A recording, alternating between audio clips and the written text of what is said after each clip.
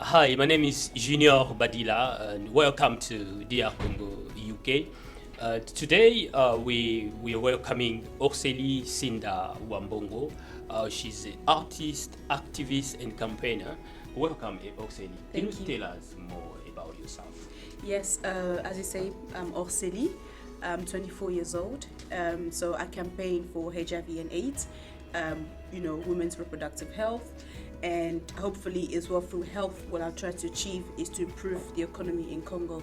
Because if we really want to stand and believe in Congo, we have to have a good health. When I won Miss Congo UK 2017, as a winner, I knew that this would be a great platform for me to talk about HIV. So it was the first time I told the community that I was a person living with HIV. I was born with HIV. So what I did was, through that journey, I decided to use every platform like yourself today to campaign about HIV. And by campaigning is you're sharing my story. Why is it important that as a community we get tested? Why is it important that we end stigma? Why is it important that we become more accepting of those who are living with HIV? So then I realized experience itself is not enough, because if I want people to stand, I will need them to do much more. So what I did was I continued campaigning with different organizations here within the UK, such as Youth of AIDS, Terror Seekers Trust, all of these organizations. I learned what I mean by campaigning and how I can use this experience. And I started fundraising last year, raised £1,500 to go to Congo. And along the way, I continued campaigning. I told people, if we're going to end AIDS, we need to understand the differences between HIV and AIDS. And this is it's a huge deal in the Congolese community.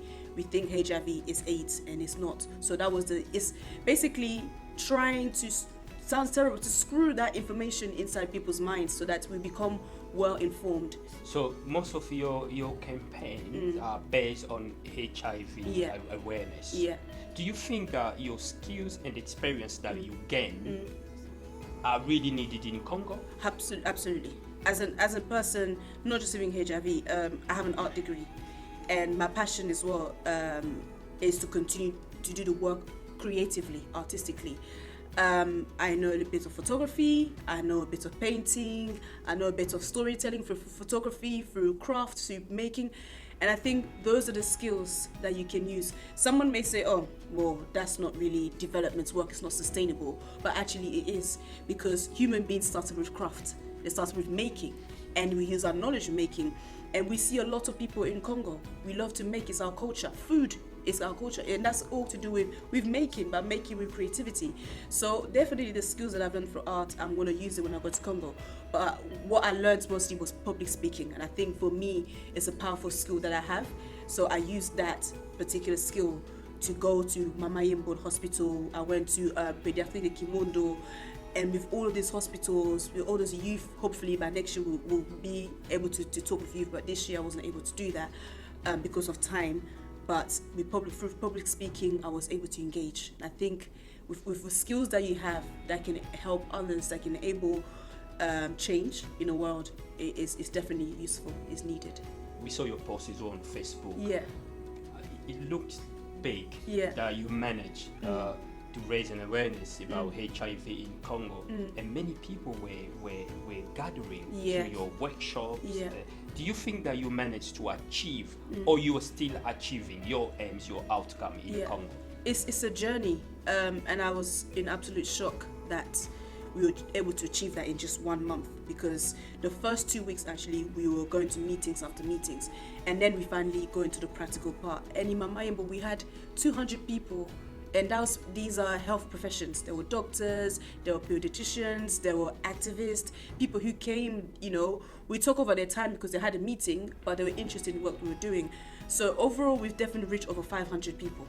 And to me, I'm glad, because the thing with campaigning in Congo is when you do a poster on the street, people come. That's the difference between Congo and here. They're not too busy, they're interested, they're like, who's this young person? Who's this woman? Who's this person? What? And it's amazing because it wasn't just HIV. We were able to link it with other illnesses or other infections that were occurring within the time. For example, there's an illness that's trying to raise awareness about it in Congo. It's chikungunya. It kills. very, very fast. And it comes with an, what's it called, like a fly or something. So when it bites you and it leaves the blood or whatever inside, affects your lungs as well and your kidneys. So if it's not dealt with fast, you can die of chikungunya. And it actually didn't just start in Congo, by the way. It's occurred in America, in other Asian countries previously, but now it's been rediscovered again in Congo. Interesting. the amount of jobs that you're doing for your community here and in Congo. Do you think that people need your skills? For us, if we want to use the term blacks, which is quite political, but for us, the Africans, the blacks, we really don't take care of our health. We are the last to be diagnosed with like HIV because we don't do HIV testing. We have sickle cell.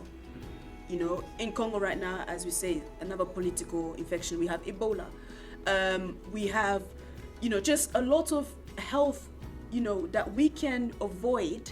Is preventable, but instead we choose not to discuss it and we choose not to take action. That's our problem. And we speak a lot about investments, investing in Africa, but mostly into business minded rather than health minded. And I think once we put the two together, business and health, I think Africa will go ahead as fast as possible, because once we train people and we educate people who are well enough to understand why health is needed in a country in order to develop people, there will be so many businesses that will be available.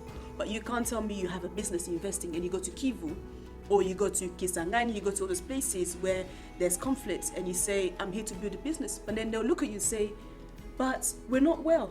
So, it's logic, but it's things that we don't take care of. So with my skills, with the campaign that I do, I think what I can bring forward is trying to get Africans to understand why we need to invest in Africa through health. Public health is quite important. Public health. We need clinics, we need hospitals, we need to train people, we need people to be like-minded, we need to have in each community that there is a health professional, somebody available. And something as simple as churches. You know that we all go to church, but most of our pastors are not trained, they don't know much about other health. Instead, they'll tell you to pray.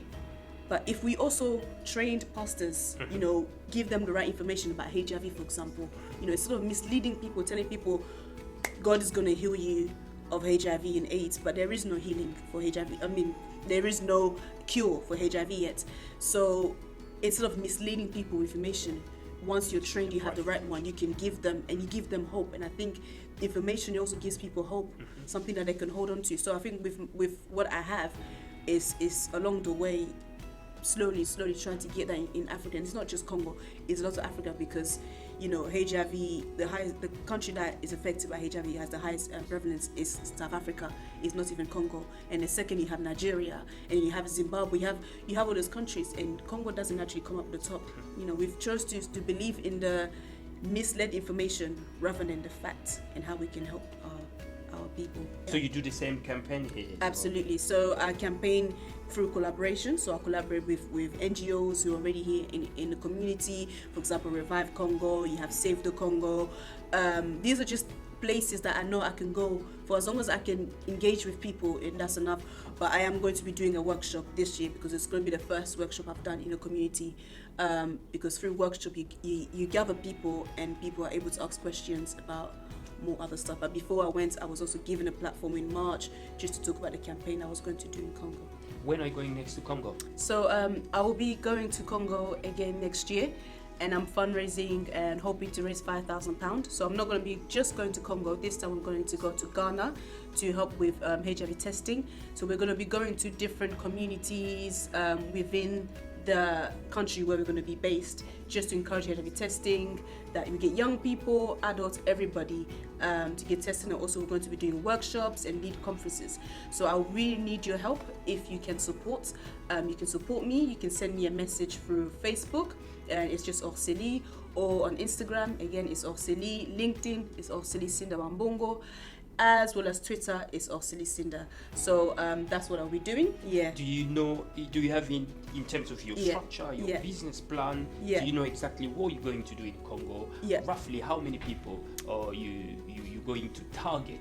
So because this year I focused on living with HIV, trying to understand people try to understand HIV and how people live with it. That was the main focus, and people kind of got that. But with the few that we got, it was enough.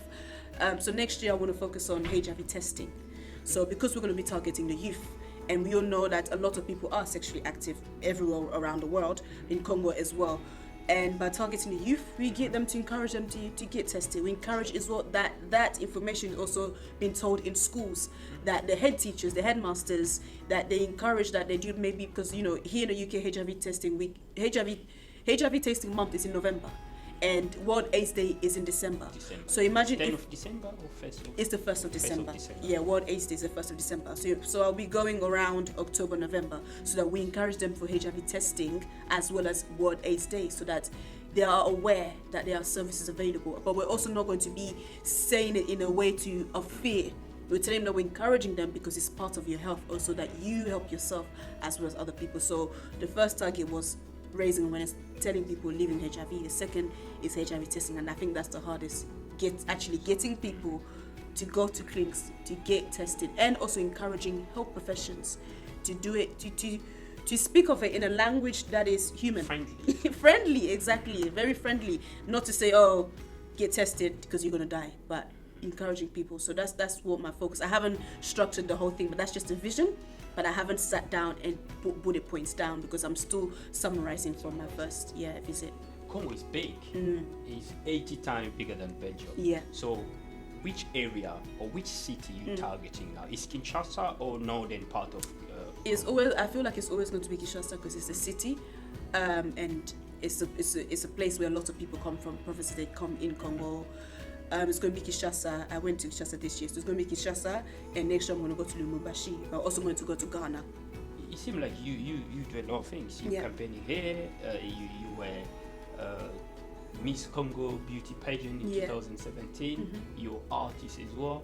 You're doing a lot for yourself, profile yourself, and for the Congolese community here and there in Congo. How do you market your activities? How do you to make people aware of what you do? That's a good here question. In Congo? It's very hard. It's very difficult. Thank God for social media. Thank God for my story going viral. When I won Miss Congo, I was able to. People actually came to me, which has made it so much easier. Because I think if I had to go to people, that would have been a lot harder and difficult. So you were popular in Congo as well? Kind of. No, I'm not that popular. Not yet. Maybe in the next 10 years.